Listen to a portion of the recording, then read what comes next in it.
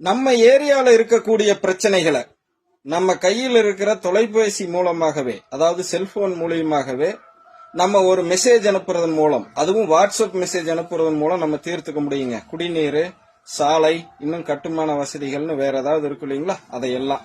So நேரடியா தலைமை செயலகத்துக்கு இந்த மெசேஜ் போற மாதிரி செட் பண்ணியிருக்காங்களா. சோ அதற்கான நம்பர் இப்ப நான் உங்களுக்கு கீழே தெரியற மாதிரியும் கமெண்ட் செக்ஷன்லயும் வச்சிடறேன். தவறாம யாருக்காவது தேவைப்பட்டா பயன்படுத்துங்க. 4 பேர்த்தோட பகிர்ந்து விடுங்க. தெரியாதவங்க அதை தெரிஞ்சுட்டு பலன் பெற்றுக் கொள்ளட்டும்.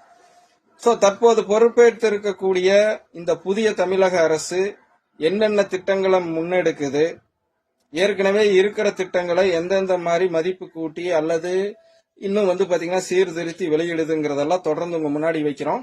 எந்த கட்சியும் சாராம ஏற்கனவே முந்தைய அரசுடைய திட்டங்களை வச்சிருந்தோம், மத்திய அரசுடைய திட்டங்களை வைத்திருந்தோம். இந்த சிசி நியூஸ் தமிழ் நேயர்களுக்கும் ஜெம்சியின் குடும்ப உறவுகளுக்கும் பொதுமக்களுக்கும் சொல்லக்கூடியது ஒரே ஒரு விஷயம்தான்.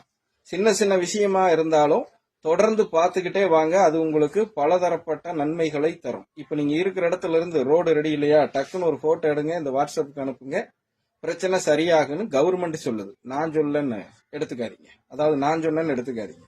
இதை எதுக்கு உங்க முன்னாடி வைக்கிறேன்னா, இந்த நம்பரை நீங்க பயன்படுத்தி பார்த்துட்டு பலன் தருதாங்கிறதையும் கமெண்ட் செக்ஷன்ல போடுங்க. அது மூலியமா இன்னும் 4 பேருக்கு பாத்தீங்கன்னா பலன் தரும். ஓகே, ஏற்கனவே பதிவு பண்ணியிருக்காங்க, இது மூலியமா அவங்க பிரச்சனை தீர்ந்து இருக்குது அப்படிங்கிற தகவல் போய் சேரும். இவ்வளவுதான் நம்மளுடைய முயற்சி. ஓகேங்களா? சோ குடிநீர், சாலை, போக்குவரத்துன்னு என்னென்ன இருக்கோ எல்லாத்தையும் பயன்படுத்தி பாருங்க இந்த நம்பருக்கு. இன்னும் அடுத்தடுத்த பதிவுல தொடர்ந்து நம்மை போல நடுத்தர வர்க்க மக்களும் ஏழை மக்களும் பலன் பெற தேவையான விஷயங்களா வச்சுக்கிட்டே இருக்கேன்.